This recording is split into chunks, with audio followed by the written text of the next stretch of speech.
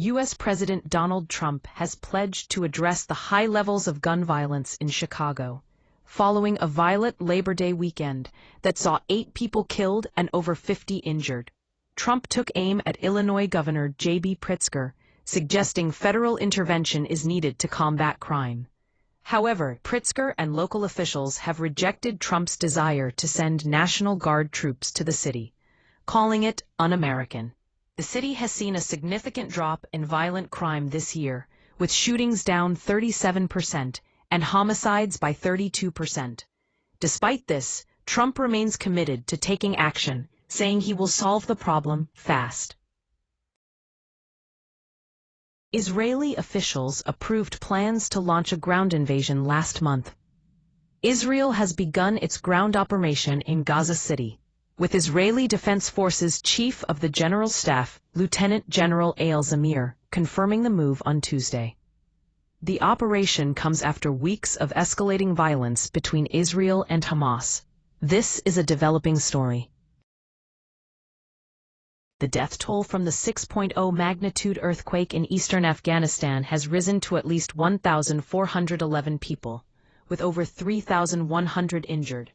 The quake struck on Sunday night, destroying villages and causing widespread destruction. Rescue efforts are ongoing, with commandos airlifted to affected areas to assist in the rescue and transport of the injured.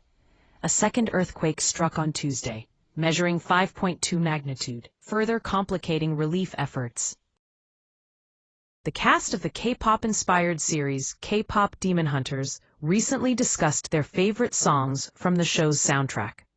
Arden Cho and Mei Hong revealed that they have Golden on repeat, showcasing their enthusiasm for the music featured in the series.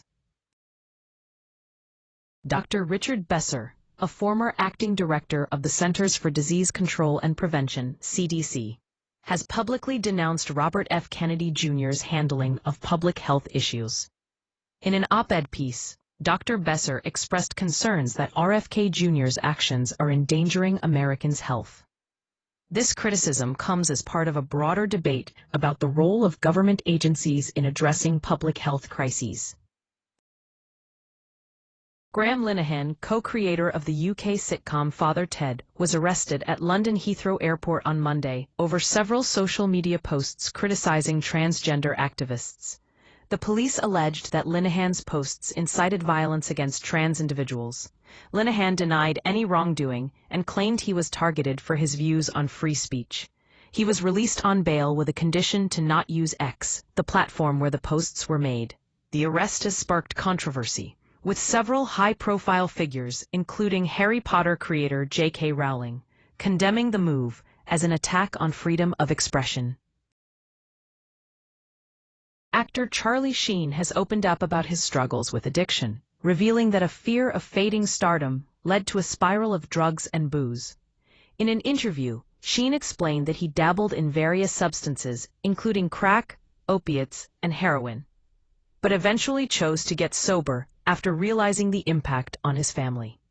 He credits his children for helping him stay on track and has since made amends with those he hurt during his addiction. The documentary. A woman, Alvina Omisiri Agba, allegedly snatched a 4-year-old boy from his mother at a checkpoint in Miami International Airport on Tuesday. According to the Miami-Dade Sheriff's Office, Agba claimed the child was hers and refused to let him go.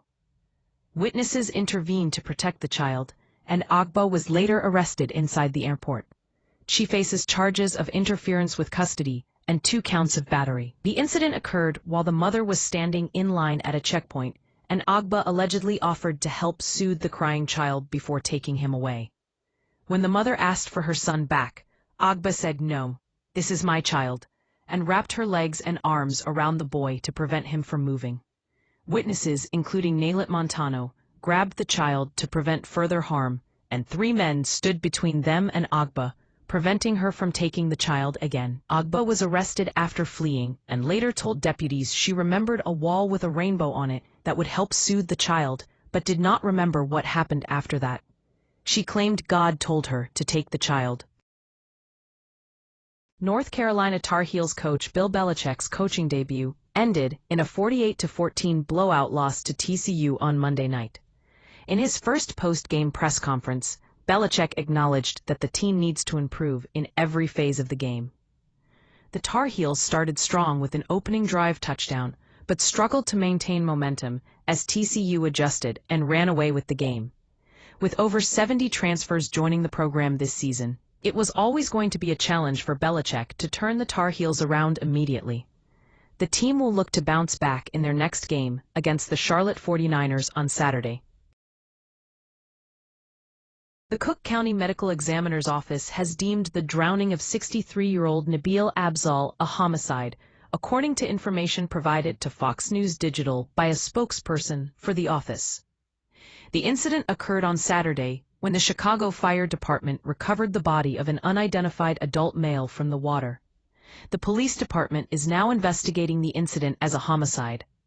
President Donald Trump has been critical of crime in Chicago, calling it the worst and most dangerous city in the world in a recent post.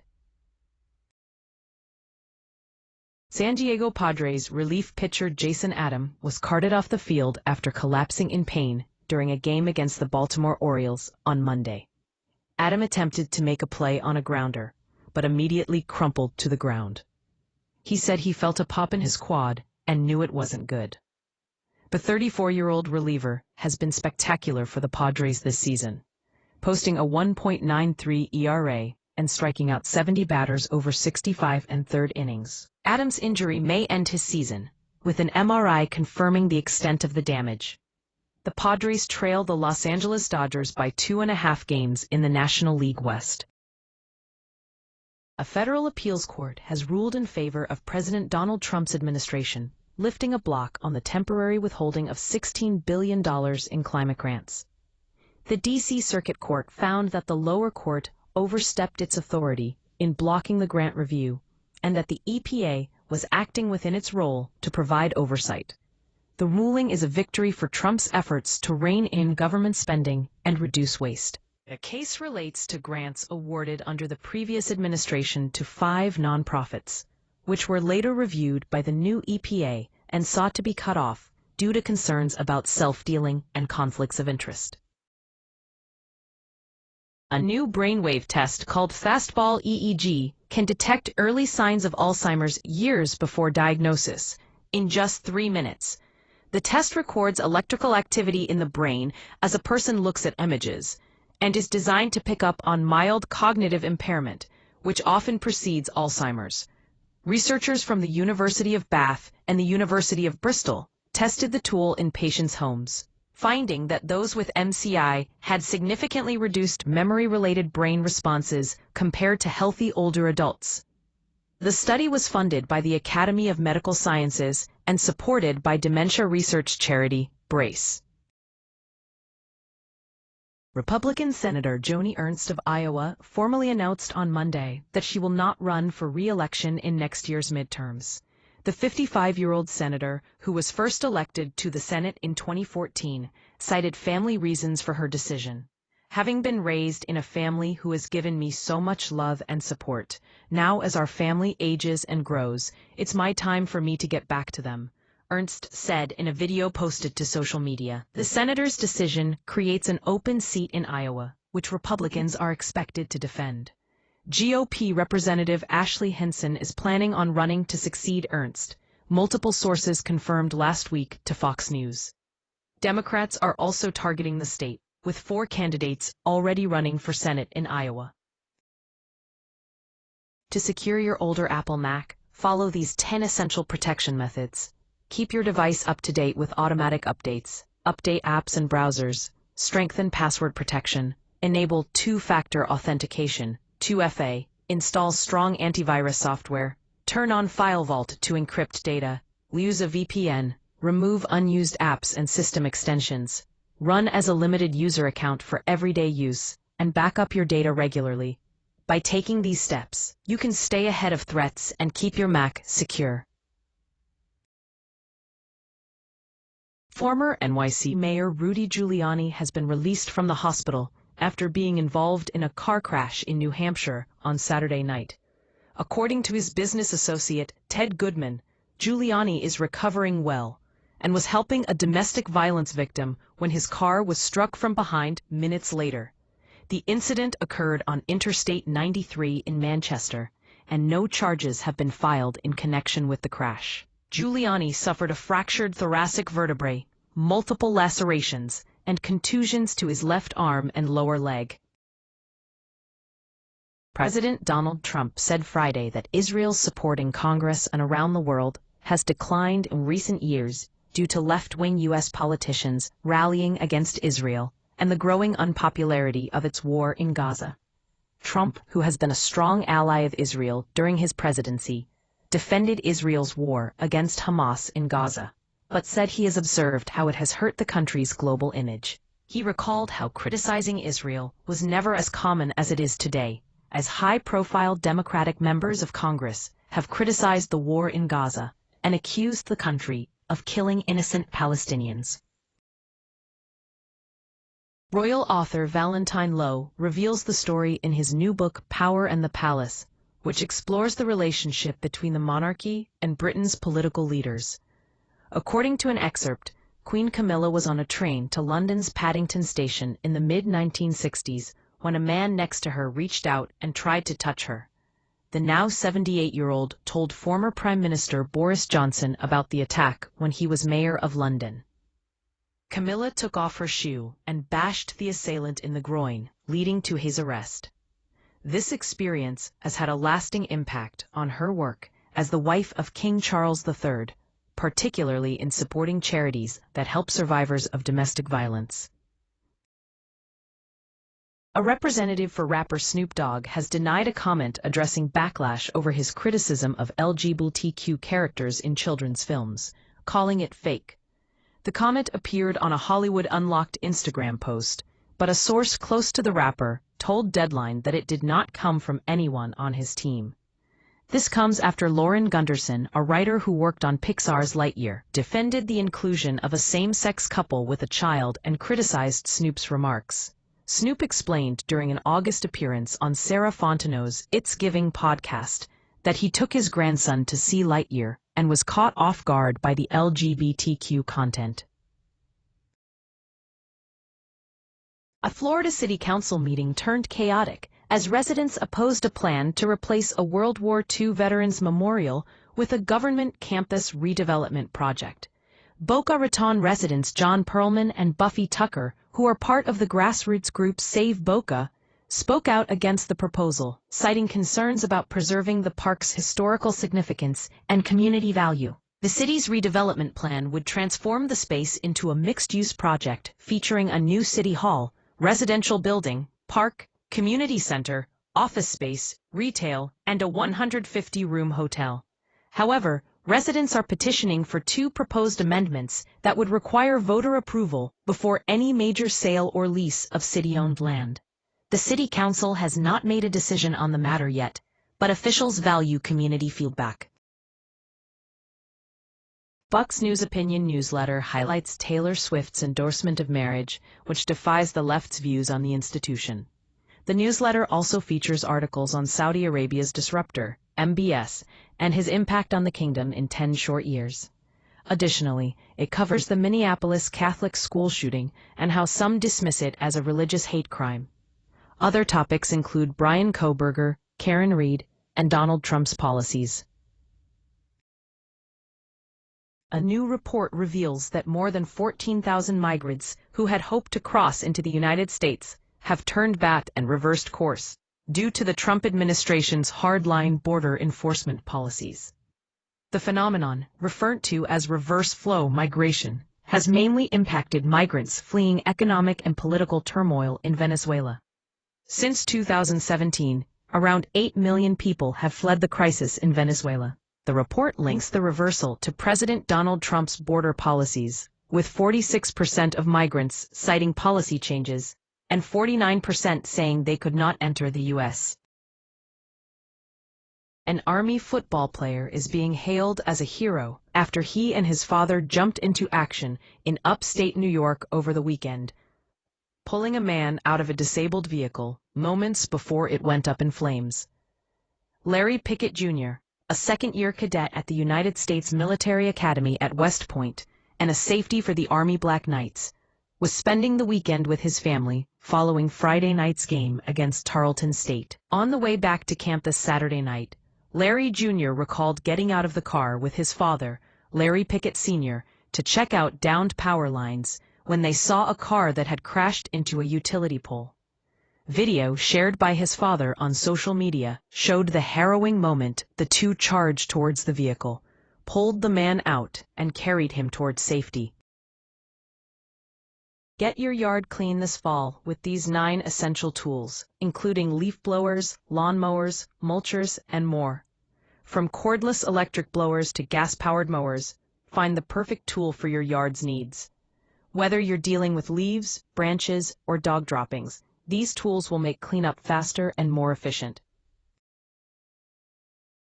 The Idaho State Police have released hundreds of photos taken during their investigation into the murder of 4 University of Idaho students, including images of Brian Kohberger's apartment in Pullman, Washington. The photos show a Spartan living space with few belongings, including cleaning supplies, books on crime, and some of his school essays. Kohberger pleaded guilty to 4 counts of first-degree murder and 1 of felony burglary in July, weeks before he would have gone to trial for the murders of Xana Kernodle, 20, Ethan Chapin, 20, Kaylee Gonsalves, 21, and Madison Mogan, 21. He waived his rights to appeal and to seek a sentence reduction in exchange for 4 consecutive terms of life in prison with no parole, plus another 10 years. President Donald Trump announced on Tuesday that the headquarters of U.S. Space Command will be relocated from Colorado to Alabama, capping off a years-long battle over where the command should be based. The decision comes after former President Joe Biden announced in 2023 that the command would remain based in Colorado. Proponents of keeping Space Command at Peterson Space Force Base in Colorado argue that it would be costly to move the headquarters, given the investment already put into Peterson to accommodate the command there. House and Senate lawmakers are returning to Washington from their home turfs to face a litany of critical battles in the coming weeks, including averting a partial government shutdown. The House and Senate will overlap for just 14 days between Tuesday and the September 30th government funding deadline, with no agreement yet on fiscal year FY 2026 spending priorities. A stopgap extension of FY 2025 funding levels, called a Continuing Resolution (CR), is likely needed to avert a shutdown, which could have politically damaging consequences for Republicans while they control both Congress and the White House. Philip Todd, a Senate staffer who survived a brutal stabbing in Washington, D.C. in 2023, has spoken out about his experience and how it has deepened his faith. Despite being attacked multiple times, including having a knife pierce his skull, Todd chose to forgive his assailant and focus on the goodness of God. When asked about President Donald Trump's decision to deploy federal law enforcement and the National Guard in D.C. to crack down on crime, Todd said he wasn't sure what the right solution was, but thought it was a problem worth solving. Self-driving trucks are moving closer to reality as Plus AI released its first half 2025 performance results, showing a significant progress toward launching factory-built autonomous trucks in 2027. The company has achieved an 86% safety case readiness rate and logged over 5 million autonomous miles across the US, Europe, and Asia, with a goal of reaching 100% safety readiness by launch. Plus AI is working with major manufacturers to integrate its technology at the factory, ensuring consistency and scalability. Autonomous trucks could address labor shortages, rising costs, and safety concerns in the trucking industry, potentially leading to faster and more affordable deliveries. Actress Robin Wright has revealed a huge regret as a mother to her 2 children whom she shares with ex-husband Sean Penn. In an interview with the Times of London, Wright explained that she wasn't hard enough on her kids and that they didn't get the gray area in the middle, which is stern but also loving. Wright and Penn tied the knot in 1996 and finalized their divorce in 2010. After years in the spotlight, Wright said goodbye to Hollywood and fled to England in hopes of finding peace. She met her current love interest, Henry Smith, 52, in an English countryside pub nearly 1 year ago.